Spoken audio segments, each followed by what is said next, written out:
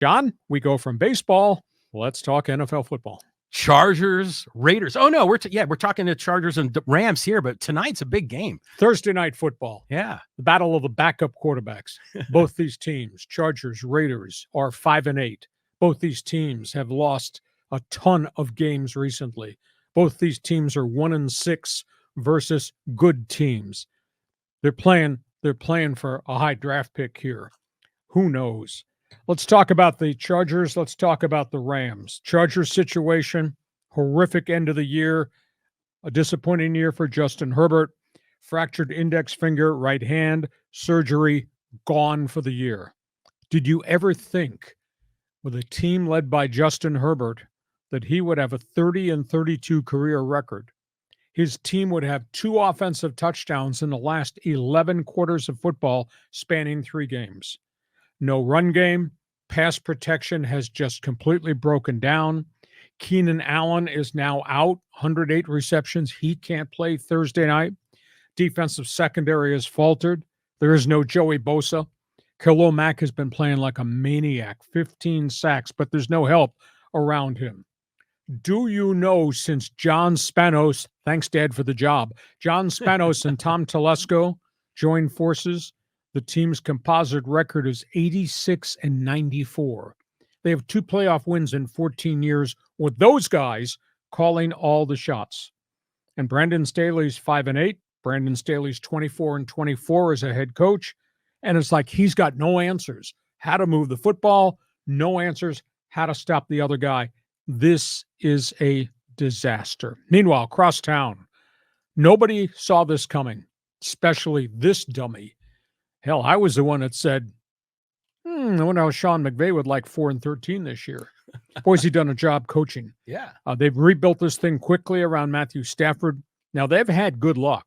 They've hardly had any significant injuries. Offensive line has been intact the whole season, which means Matthew Stafford has been upright. Defense has gotten better and better. This tough guy running back, Kyron Williams, has turned out to be a stud. They drafted him a year ago. He lost his rookie season to injury.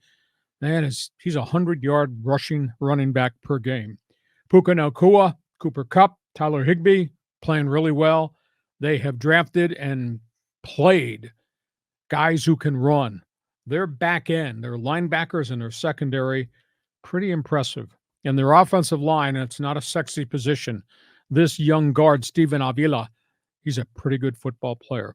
So, John, you're sitting there looking at the demise of the Chargers and surprising rebirth of the LA Rams. And John Riley says, what's the final score going to be in Thursday Night Football? Like 3-0, 6-3, 12-9? I got to believe that the Raiders are going to be blitzing Easton Stick all night long. And that's going to be a challenge for him. But conversely, the Raiders defense can't protect whomever they're playing at quarterback. You know, there was a theory that maybe they would sit Aiden O'Connell, the rookie from Purdue, who's made a lot of mistakes, and maybe just throw Jimmy Garoppolo back in there. But it's a terrible thing to say. Why would the Raiders want to screw up the chance to get a high number 1 pick by trying to win a meaningless game with Jimmy Garoppolo, who they're going to let go at the end of the season? I mean, this is such a screwball Thursday night we have ahead of us. Well, this used to be back in the day when you were broadcasting the Chargers. This was a big time game, and it was often featured on Monday Night Football. And there's just so much, electricity around this old rivalry, but that's all in the rearview mirror. I mean, so it's kind of a snooze fest tonight. I mean, I don't know what's going to be like. I'm fascinated to watch it with you, but at the end of the day, this is an end of season game between 2 really bad football teams, and all these coaches could be gone by the time we've gotten to the finish line.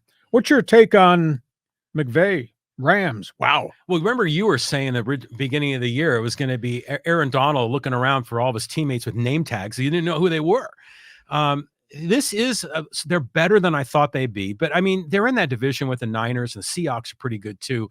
So you knew they weren't going to make the playoffs, but they are playing better than we expected. And that young receiver, what's his name? Puka, right? Puka Nacua.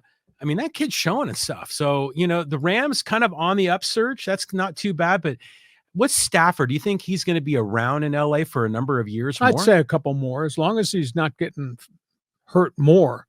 He's had a really good statistical season, and all these new newbies around him, he's making plays because he's standing upright and he's staying in the games. He's not getting hurt. Now, is Stetson Bennett is still on the team, right?